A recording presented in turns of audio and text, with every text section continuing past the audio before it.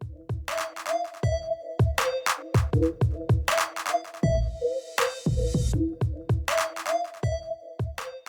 up, you guys? I'm Barbas, and today we're going to talk about what you guys need in order to complete a swap, D16A swap into a 96 to 2000 Civic. So I got a whole list right here of a whole bunch of stuff that I wrote. So as you guys know, I started out with this right here. This was a D15Y7 or D16Y7. Can't really see it, it's like pretty dirty. D16Y7 non-vtec. The head was swapped out and vtec was wired into the ECU, therefore making it a vtec motor. So my pistons hit my valves. It turned into a big mess. I swapped it out. This is what I have now. D16A. Runs really good, no leaks. No check engine light whatsoever. So basically, when I picked this motor up, the D16A, the intake manifold was completely different. I actually have it over here. This is what the intake manifolds look like.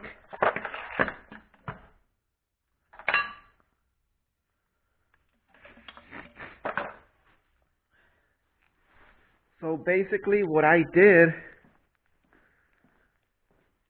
was, the first thing, let me see, I got the list right here. So the driver's side motor mount. So basically this motor mount right here is completely different than the one that's over here.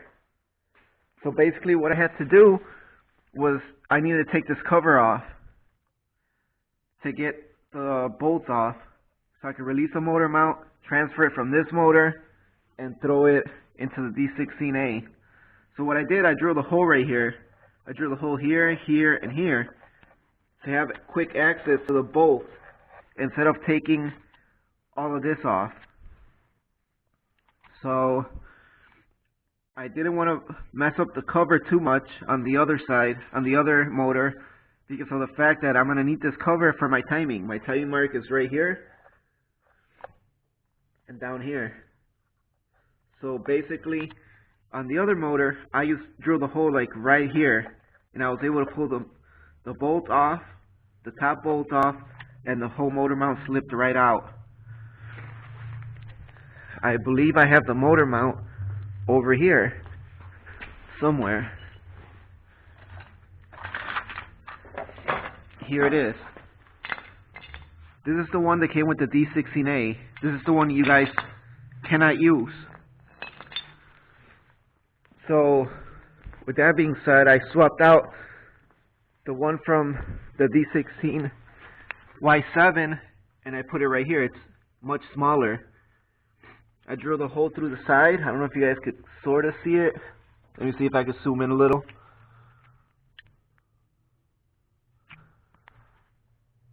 So there's a hole right there. And I went ahead and I put that motor mount in. The next thing you want to do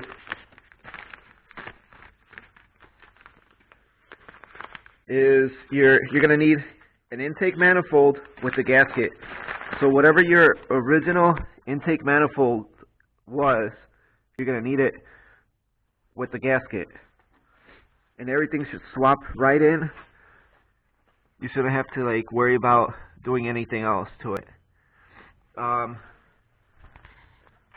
There was a hose that I had to bypass. Basically, what I mean by bypass, let me show you guys. So basically, it was a coolant hose. A coolant hose that ran to 3 spots on the D16Y7. On the D16A, it didn't run to 3 spots. So I had to get one of these so I could do a bypass. And basically, this hose that runs from right there down, here is my bypass thing right here. Then it runs down here to right here.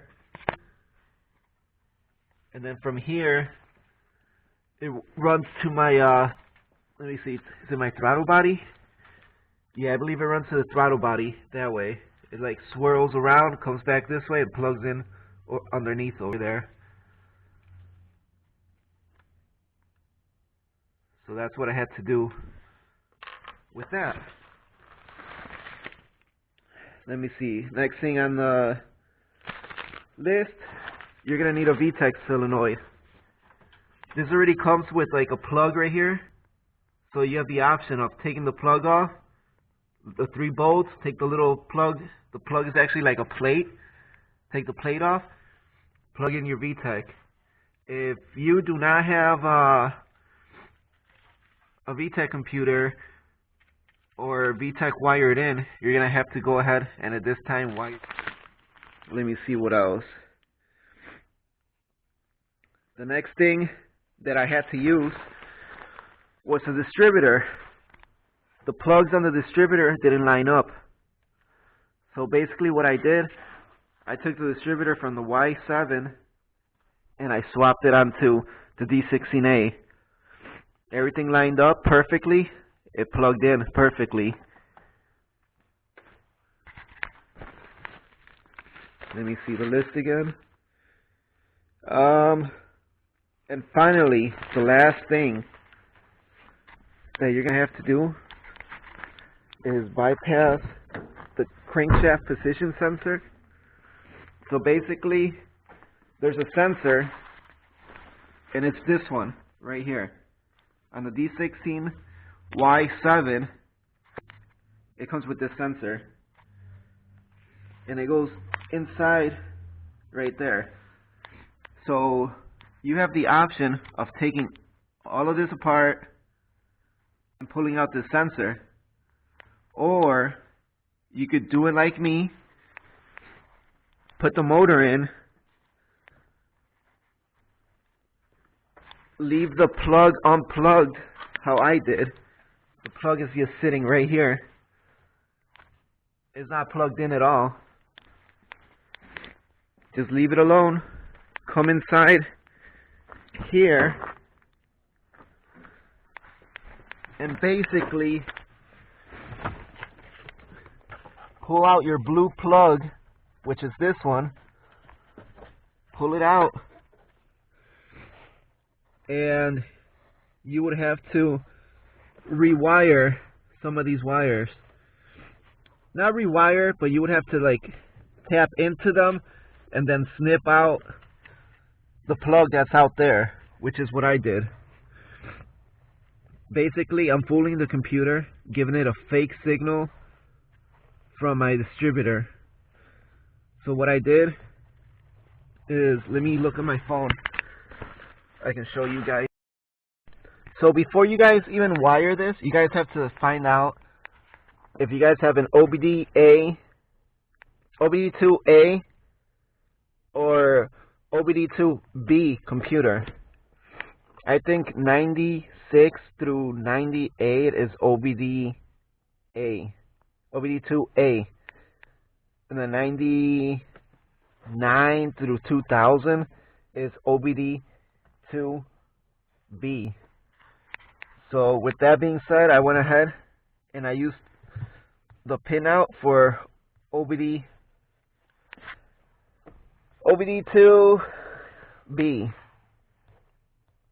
And basically this is what the pinout looks like right here. I don't know if you guys see this. Looks kind of blurry. And it looks way too blurry. But basically, that's for the connector C. You have other connectors.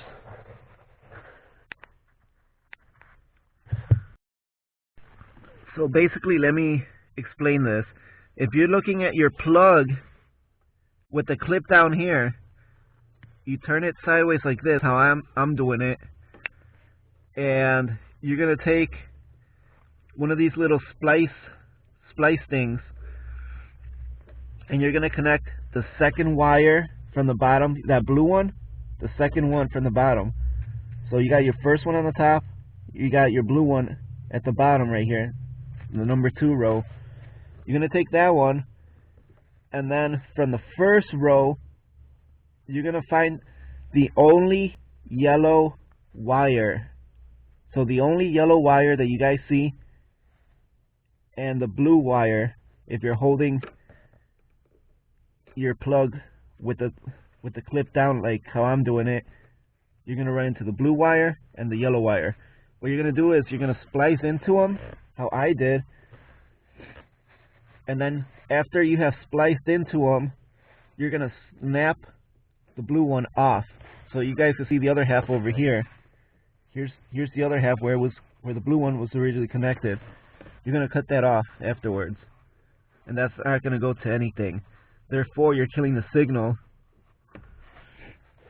Then, if you're still looking at the plug like this, with the clip facing down, you're going to take this very first wire, the very first corner wire, white with the red stripe, and you're going to take the wire that's directly to the right of it. So the next wire over,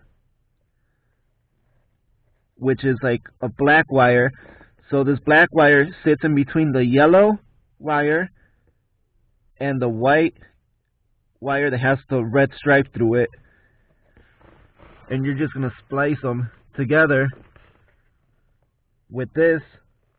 You're going to steal the signal from it, from the black wire, and then you're going to snip the white wire that has the red stripe. You're going to snip it off and just leave it. You guys can see it over here. It's just laying over here.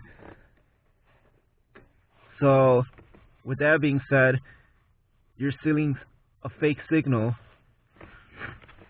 and basically what that's going to do is it's going to send the computer a fake signal, fooling the computer so it won't throw a check engine light for your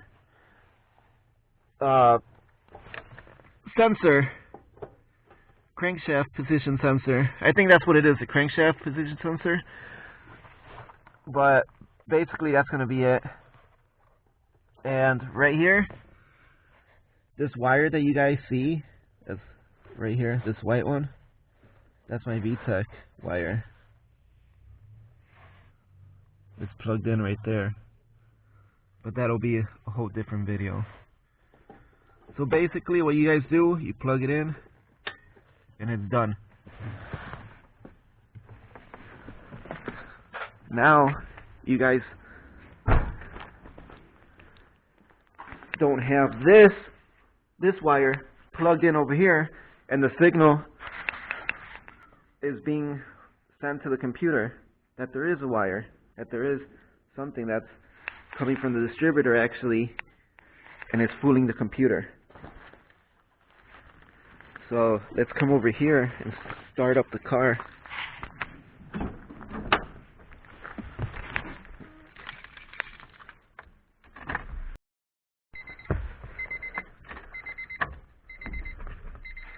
So basically, when you guys first turn on the keys, you can see my check engine light works, my battery, my oil, SRS, all these lights are turning on, right? So that means everything works.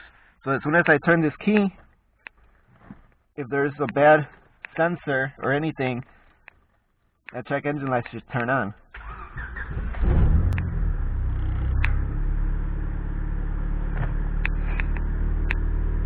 No check engine at all. No check engine light at all. That's great. That means I did it right.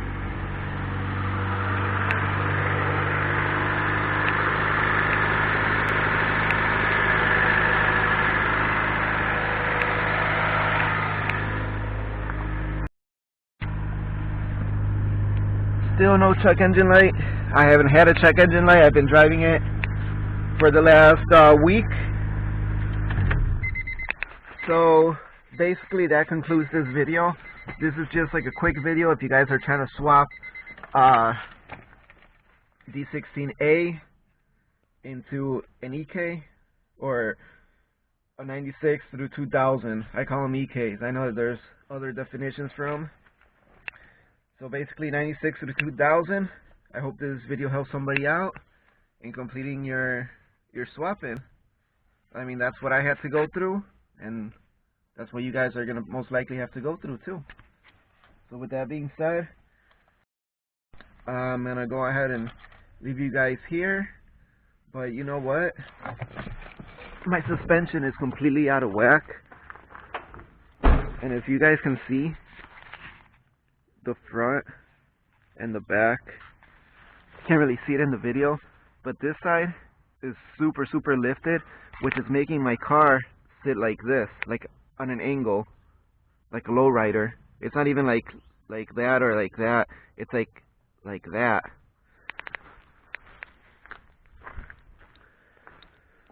This spring on this side is really bad. Every time it's sitting way lower than the other side. And that's because I decided to heat up my springs, which was the stupidest idea ever. Don't ever heat up springs. I did want to try it though, but don't ever do that. That side has a humongous gap, but it's lower. So that corner over there is throwing the whole car like this, like up, like in a weird lowrider sort of position. So what I'm thinking of doing, I do want to get some really nice suspension, but for now, just to level my car out, I went ahead and I ordered some Imusa Coilover Sleeves, just the sleeves. I got them in the mail. You know what? I like ordering from this company. So basically, Imusa is the name of the company. That's the same company that I had ordered the turbo kit from for my other D16. And not only do they ship really fast, some of their stuff is actually pretty good. So I ordered this at 6 in the morning when I went to work on Friday. I got them by 9 o'clock on Saturday morning. They're in Indiana. I'm in Illinois. And basically, check this out. I know these motherfuckers are going to be so bouncy. They were 40 bucks.